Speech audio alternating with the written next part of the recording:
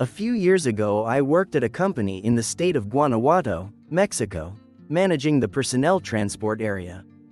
I never had to live and experience firsthand on those lonely roads, but I used to hear and see the reactions of those who arrived in the early mornings. The shift I spent most of my time at that job, so I have several stories to tell you, which I'll write down little by little. One time a bus arrived at the company at 6 in the morning. The bus was driven by a man named Alvaro, and that day his co-pilot was a young guy who hadn't been working with us long. When they arrived, I saw Alvaro a little serious, distant, or a mix of both. While we did all the usual arrival procedures, paperwork, entering things into the database and so on, I asked what had happened, if something had scared them on the road. I asked jokingly, mostly to try to lighten his morning, since Alvaro looked, as I said, a bit more serious than normal. But the young co-pilot really did look pale. I'd seen him maybe 3 times before just coming and going, but I didn't remember him with that worried expression. Being already somewhat used to hearing those stories when drivers came back to the company, the first thing I thought was that yes, something had scared them. So I made them a coffee and told them to tell me if they wanted to. The kid said he had to leave, that he had something else to do and wanted to take advantage of the morning, so we said goodbye to him and it was just Alvaro and me in my small office. He told me what happened. The trip had been completely normal, like every day on that route, which was no novelty.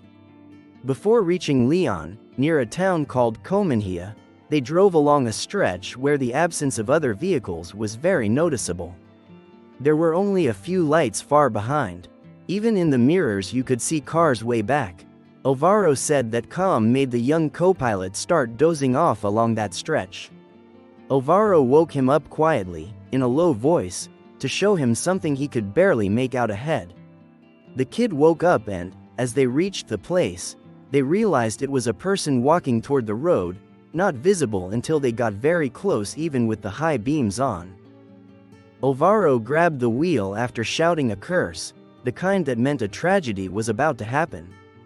The young man only shouted to be careful and covered his eyes, expecting an inevitable accident, bracing for impact with that person. Alvaro was sure the kid must have been wondering why he didn't slam on the brakes, even with the danger of stopping or not stopping. But after a few seconds the youngster, clearly frightened, asked if what they'd seen had been real. Before answering, Alvaro had reassured the workers on board, saying an animal had just crossed the road and that everything was fine, to calm them down. Then, in a low voice, they talked about it. Alvaro asked what the kid had seen.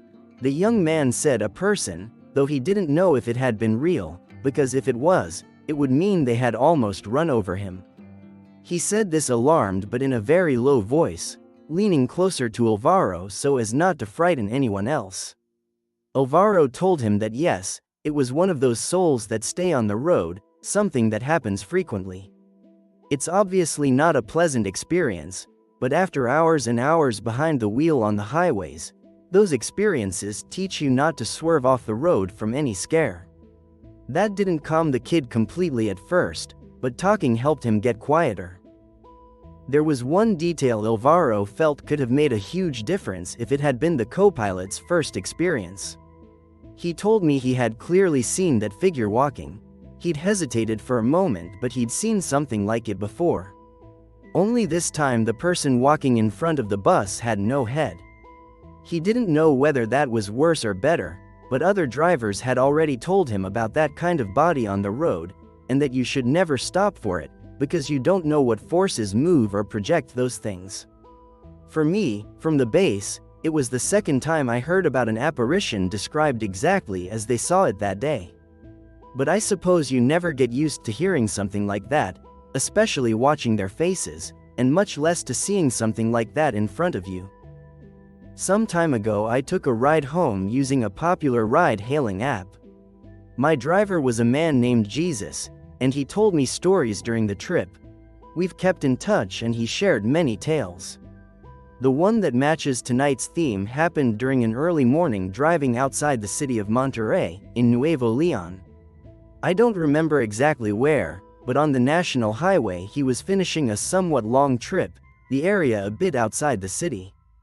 After passing Santiago, Nuevo Leon, he had to turn into a neighborhood where the pavement became sparse and he had to go slower on rougher, unsteady dirt road. They were almost at the drop-off, just a few turns left. Before turning, on a completely dark street, the girl in the back seat even commented that it was strange for such a place to have no lights. Jesus turned on the high beams. At the end of the street, where he later confirmed the white walls that bordered that road were those of a cemetery, there was a black lump. At first he thought it might be garbage bags, but it was too big for just one. Maybe 2 or 3 bags stuck together, and it contrasted with the white wall. As they got closer, they noticed the lump begin to move. It had been hunched over and after a few seconds started to get up, to straighten. For a moment it looked like a dog, but one enormous compared to any dog they'd known, and its shape wasn't quite canine. It seemed hunched, as if it struggled to maintain a quadruped posture, but also couldn't stand upright like a person. The thing turned to look at them and its eyes shone the way animal eyes reflect light.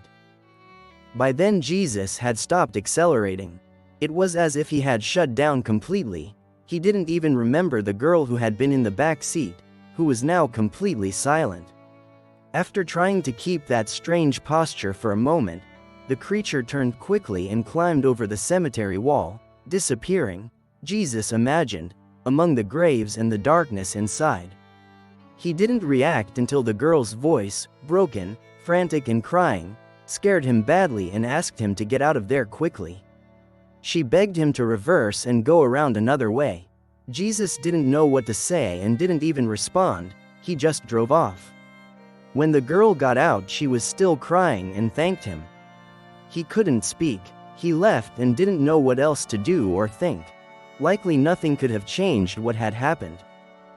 The next story was sent by Ofelia Munguia. She wrote that this happened to her some years ago and she still considers herself lucky it ended as just a story, though it was very eerie for her. Some time ago she dated a guy who lived in a neighboring town. Most of the time he stayed at her apartment. She would only go to his place briefly, just to drop by if he had forgotten something or to pick him up. His town was somewhat rural, while she lived in the metropolis and had more to do. One night they decided to stop by his apartment after dinner with some of his neighbors. That night she couldn't stay because she had a commitment the next day, though it started to rain, so he told her to wait until the rain stopped and she had no choice but to accept. They put on a movie but she kept going to the living room window to check the rain.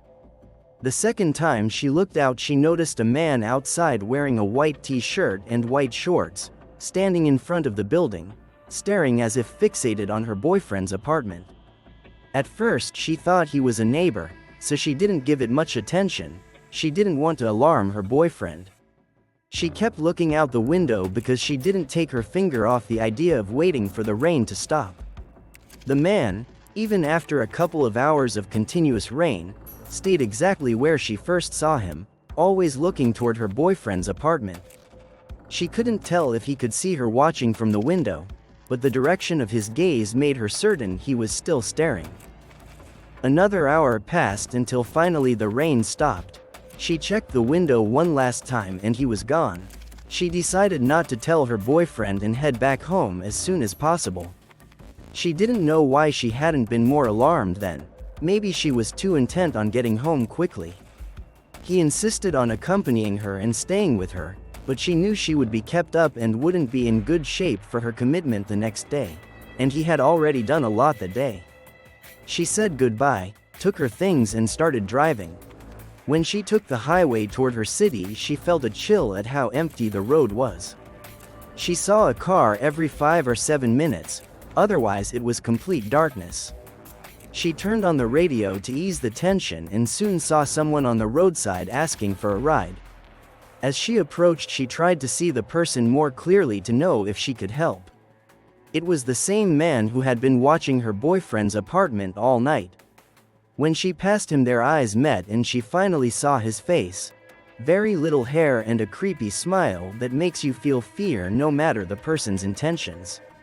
His eyes bulged, as if they might pop out at any moment. He didn't stop staring at her. As she drove past, accelerating, he simply waved goodbye without taking his eyes off her in the rearview mirror until he disappeared into the darkness. She sped to her city and went to a friend's house, where she asked to spend the night and told her everything. The next day, just before she could tell her boyfriend what had happened, he said, "You won't believe this. Last night when I returned from dropping you at your car, I ran into my neighbor Fernando at the entrance. He told me a patient escaped from the psychiatric hospital a few blocks from here. Do you remember the one I told you about? They were searching for him everywhere." When he said that, her blood froze. She stopped listening to the rest while she recalled the previous night. Then he said that neighbors had been passing around a photograph to identify the subject so they could give information. She asked him to send it immediately and would explain afterward. When she saw it, she froze. It was indeed the man she had seen the night before. He might not have been a murderous psychopath, and she has nothing against people receiving mental health care, but it terrified her to think what a man in those conditions could be capable of, considering the environment where she saw him. And what didn't sit right was that he'd been watching them from the street all night.